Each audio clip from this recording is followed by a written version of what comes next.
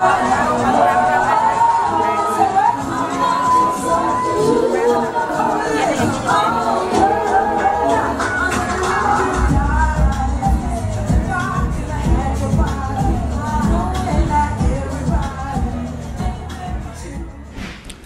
up, y'all? This is Jeff Baraka for GWHH.com. I'm chilling right here in Chicago at a spot called Angel. I guess I must be the king because I'm sitting with an angel.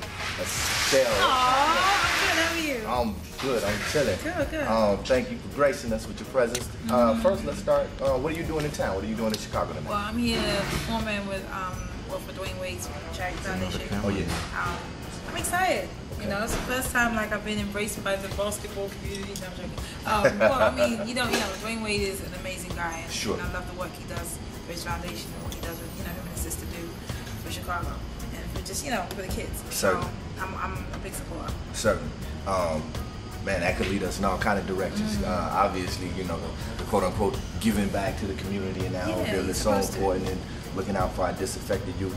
How we know about what happened in London relatively recently, and obviously, how important is it to try to fill some of the gaps that maybe some of our government leaves for our youth to kind of fall on the wayside? I don't think it's entirely the government's duty to raise our children. This is very true. I just think it's our job. Yep. Our parents. Yep. Our village. Yep.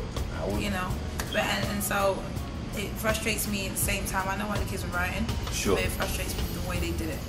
Back in the day, a riot wouldn't have been tearing up people's houses, going to people's cribs, tearing up people's businesses that they built. Sure. Years, a riot would have been like a protest, something organized where we gained from it. Sure. We just messed ourselves up. We earned 30% of what we were trying to get.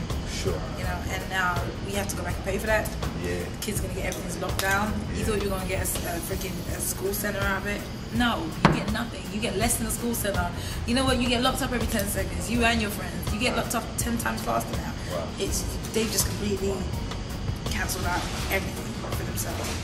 And it is what it is. Labor was ruling government before all this this happened. Sure. And we just recently switched over to conservative, which is our Republicans. Okay. So it's a whole, and it's like every time the Republicans are in power or conservative are in power, sure. it's some beef. So now this gives them more argument. So this gives them more argument. Say, well, the kids. Yep. We told you this is what they were like, and it's like, well, we weren't like this till you got here. Right. But no one hears that, and no one sees that. But it's just, it's just they didn't help themselves. And the kids that were out there doing this stupid stuff made it worse for everybody else. Gotcha. They made the block hot, basically. Yeah.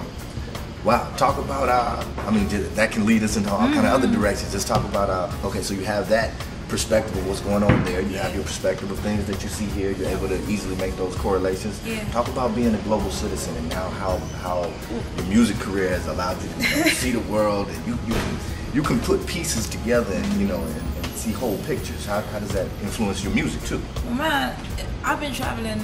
I think I went around the world twice before I even came to America. Gotcha.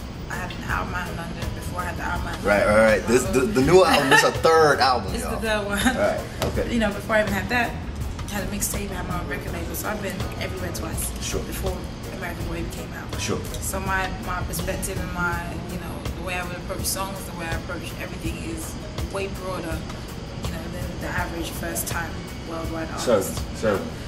It's been amazing. Like I've tried. My mom, I think last time I met this, my mom always wanted to travel. Okay. And she's kind of living vicariously.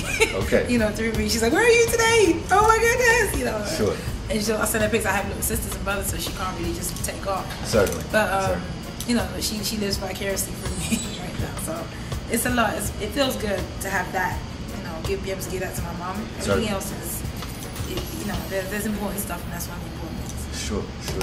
Well, definitely, we appreciate your relationship to this city. I mean, obviously with Kanye on the. I mean, Chicago blew me up. I'm just, we kind of felt like, this sounds. We know she's from the UK.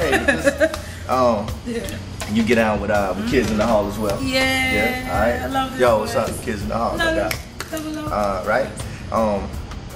Let's see. Actually, this is kind of this is our second UK related interview. We just spoke with Giles Peterson relatively recently. Yeah. Oh, I love Giles. No doubt. No, Giles, what's up? Giles is good. We need to get all the excuses from Giles.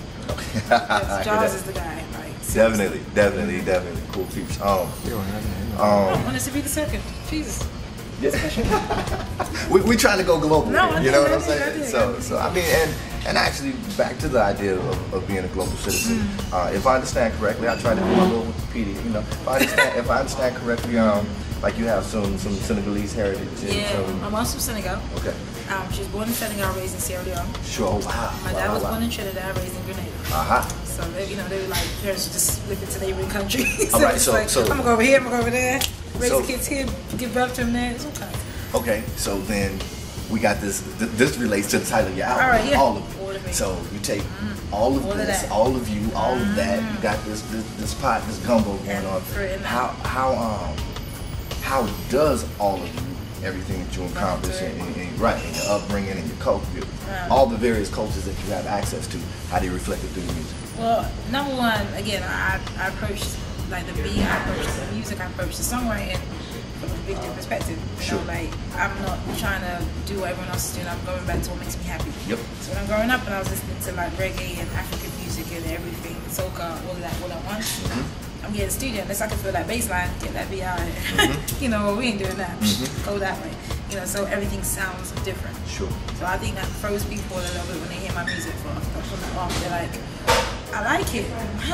It's different. Right. It's making me move like this. Right. Yeah, my shoulders are going. Ooh, you know.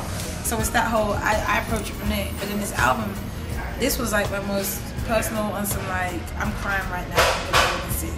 You made me sick today. Fuck you, I'm gonna rap about you.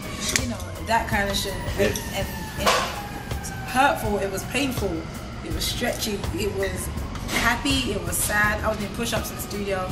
I'm not trying to avoid going in. I'm a little, you know, I get sin. But you know, going in just trying to avoid going to sing because I didn't know how to articulate that song that day. I had to do it anyway, so it came out so raw, you know. And those are the best songs. These are the ones that everyone was like, what did you say on that shit? Certainly. It's effortless. If you just channel it, just came out. It almost writes itself. So this is all of me. This is what this album's about. All these things, all these feelings, how I felt today, and fuck it, you know. Yo, we could go on all day. I'm not on PBS yet. I ain't got to that tab and smiley lovely yet. Check it. Jeff Baraka, Gowhere Hip Hop. This is Estelle. Thank you. And this is Jeff. Girl, sounds good. All right.